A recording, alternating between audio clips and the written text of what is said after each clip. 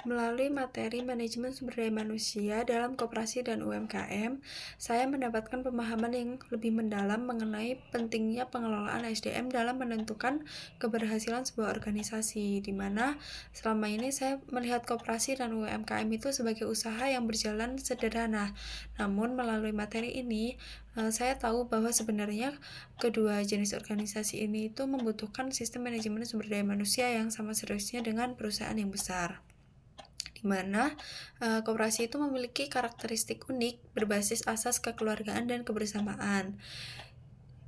Nah, di dalam koperasi ini SDM bukan hanya sekedar tenaga kerja, tetapi juga bagian dari komunitas yang memiliki tujuan bersama. Karena itu, proses rekrutmen, penempatan, hingga pemberian kompensasi itu harus mempertimbangkan nilai-nilai keadilan dan partisipasi.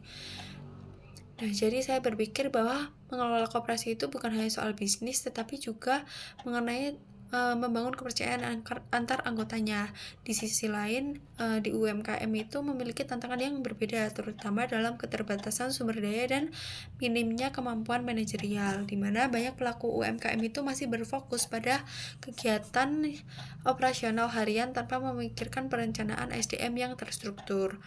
Sehingga melalui materi ini saya sadar bahwa tanpa manajemen sumber daya manusia yang baik, mulai dari analisis jabatan, rekrutmen yang selektif, hingga pelatihan yang berkelanjutan, UMKM itu akan sulit untuk berkembang dan bersaing di pasar yang semakin kompetitif.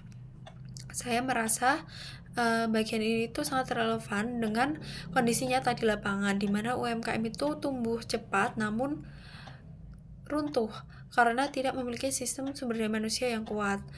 Yang juga memberi wawasan baru bagi saya, yaitu mengenai pentingnya integrasi dan pengembangan sumber daya manusia, di mana sebelumnya saya mengira pelatihan hanya kegiatan formal yang dilakukan sesekali.